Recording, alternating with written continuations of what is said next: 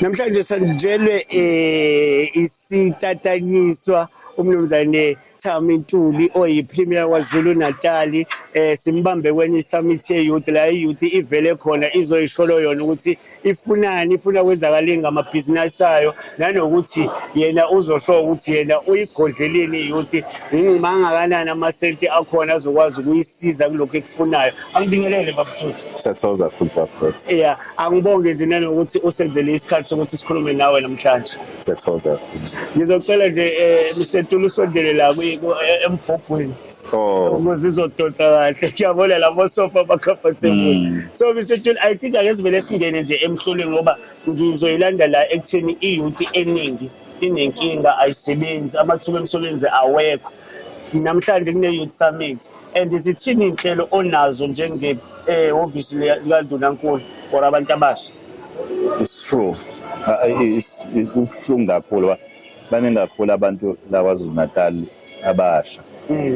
Abanye abanama-degrees nama-diploma but abasebenzi. Inkolelo ke esinayo ukuthi mayivaleka iminyango ngenxa yohlobo lwemfundo abalifundayo kufanele sibavule thina eminye iminyango.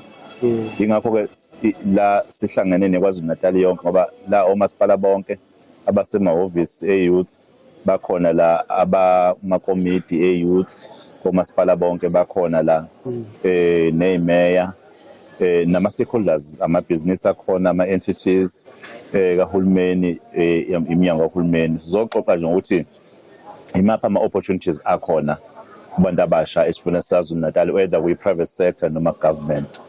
Kodwa ikakhulukazi focus yethu ama-opportunities la okwenza i-youth ivule nayo ama-opportunities iparticipate kwi-economy yesifundazwe ngoba when we say i-youth is the future of this province, we are saying the future of this province kufanele sinikele kuyona kumanje ukuze kusasa ngempela siyibone i-future ingcono kwisifundazwe. Ingakho sithi ngaloko kuxoxa ngenhlelo sizokhuluma la nge-funding. Umnyango nje lo wami i-office ka-Premier webe budget of 100 million esisibekela ukusupport amabhizinisi e-youth and sifuna ukubona practically kwenzeka lokho. Ngihambela mina ngiyo-hand over la khona abayobe sebeqokiwe izisebenzi ezima-processes ngiyifela komasipala abahlukahlukene ukuyo-hand over. Kodwa sizazo kunale dialogue ezoqhubeka la ekhuluma ukuthi how do they access i-market laba sebekhulile either international noma kuthiwa ayikho international. Okwesibili laba abamabhizinisi amancane benza njani ukuthi bakhule already abanye bakhona kumabhizinisi abanye banama-challenges. Le summit lena izokhuluma ngama-solutions. Ekugcineni mase siphetha siyophetha ngokuthi kuthathwe iy'nqumo ama-resolutions azobe khuluma ngokuthi intsha KwaZulu Natal uhambo lokuthuthukisa amabhizinisi ifisa kube uhambo olwenzeka kanjani. So ukuhlangana kwethu namhlanje basically kuzobe kuzobeka ixazululo ngoba sithi intsha ayibe ingxenye yohambo lokwenza ngcono ikusasa lalesi sifundazwe. Intsha ibamba iqhaza kwezomnotho. Intsha ingabizi ibukeli. Sinanka amathuba siyawandlala thina. Intsha iparticipate-ke ngoba ngeke uyithole uhleze ekhoneni. Fanele kusukume la the iron sharpens the iron. Abanye uma ubalalela lapho omunye uthe uyaphumelela noma usephumelela. Kodwa khona uthena ngiyazama kalungu. Lokho ukuthi ukuhlangana nje le session is very important.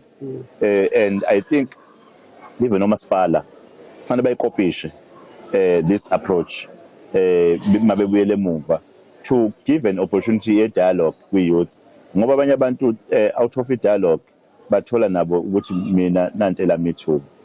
Bengisafuna ukuthanda nokwazi ngiyazi ngenxa yesikhathi isikhathi sincane but kunale nkinga ye-crime eKZN nendawo eyikhonjwayo kuthiwe koMlazi kuphuma ama-statistics. Manje bengifuna ukucheck-a la uthathe indaba ye-safety and security ayifaka ngaphansi kukahhovisi lakho eMpemba. Ikhona indlela enizoza nayo yokuthi get rid of the crime noma ngingasasho ukuthi get rid of the crime but ukunciphisa nje ubugebengu obukhona ngoba ngathi kuningi. Sesiqalile siyaxoxa. Sesixoxe kaningi sihlele nje ukuthi sizoba ne-summit enye futhi ekhuluma nokulwa ne-crime esifundazwe KwaZulu-Natal. Ngoba nakhona fanele siyobuka i-strategy ukuthi why i-crime iqhubeka kodwa sithi ikhona i-system to fight i-crime. Sizohlala-ke sizoba nesikhathi la sizohlala khona ngoba sinenkolelo ukuthi iyodwa indlela yokuqeda i-crime ukuthi wonke umuntu abe yiphoyisa, nawe nje ube yiphoyisa. Hhayi ukuthi ube yiphoyisa le-uniform noma ube yiphoyisa obuqashiwe, kodwa ungavumeli kube ne-crime endaweni la uhlala khona uzazi igebengu. Ake ngenze isibonelo, not necessarily akubona ukuba impimpi lokho. Akusiyona impimpi uma ngabe endaweni yangakini usukuma uma ngenyawo uthi nangu lona uyaganga, akudilwe nokuganga kwakhe. Ake ngisibonelo nje inkabi lezi ayigcwele la ibhamu lezi abanazo emakhaya ama-AK-47. Emakhaya kuyaziwa ukuthi lapha ngaphesheya kukhona umuntu one-AK-47. Uma i-AK-47 ingekho emthethweni akuyona yokuyivikela, eyokuganga yokubulala abantu. Kunomuntu onesibhamu esiqhumisa njalo. Sithi bonke labantu laba kufanele bekhona ukubambisana, bekhona ama-CPFs, kufanele bekhona ukubambisana, abaholi bomphakathi kufanele bekhona ukubambisana. Abantu isakhamizi sazi ukuthi uma sakha isifundazwe ngeke usakhelwe uhulumeni yedwa, ngeke usakhelwe induna yodwa, ngeke usakhelwe ikhansela. Now you have a responsibility ngoba it is in your best interest to see a better province. And uma uyi-citizen responsible kufanele uthathe initiative and play your role to ensure ukuthi we work together to fight against i-crime eyinkinga ngoba i-crime ixosha ngisho ama-investors. Akekho umuntu ongayo investa endaweni engazinzile, akekho umuntu onga-investa endaweni engekho i-security kuyona ngoba iy'tolo izogqekezwa njalo ubugebengu nje bayabalekani bamabhizinisi. So Mthemba, uyayithemba ukubambisana kuhulumeni wakho ukuthi ngeke kuphazamiseke going forward i-GPU ukuthi izosebenzisana kahle nalawa amanye amaqembu kuya phambili? Well, I have no reason to doubt. But iqiniso lithi ngisho kuthiwa nomndeni nje wodwa ekhaya, you will have times wherein you will have to sit down and attend to certain matters of importance. And it's even more when imindeni eyahlukahlukene.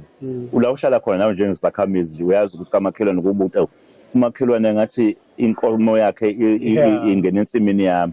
There will be times of in fact considering some matters of importance. Kodwa I have hope ukuthi the direction we are taking for now is the right direction. Ngicabanga ukuthi ngenxa yesikhathi Mthemba sisazosenza esikhula oyofika khona emahhovisi ethu la esisebenzela khona emhlanga la uzonaba especially after 100 days Mthemba. Okwamanje sirelax ngoba usaphemba. So cool podcast affirmation, your number one podcast KZN. Sizwe plus igama asibonge kakhulu ngesikhathi sanduna unkulu weprovince uMthemba sibe sesiyathemba ukuthi noma kanjani after 100 days la ifike usiqaqe khona ukuthi ayisekuyasetshezwa manje uzofika kuma studios ethu os arrange ukuthi sihlangana kuphi naye. Sibonga Mthemba. Yeah, that's all.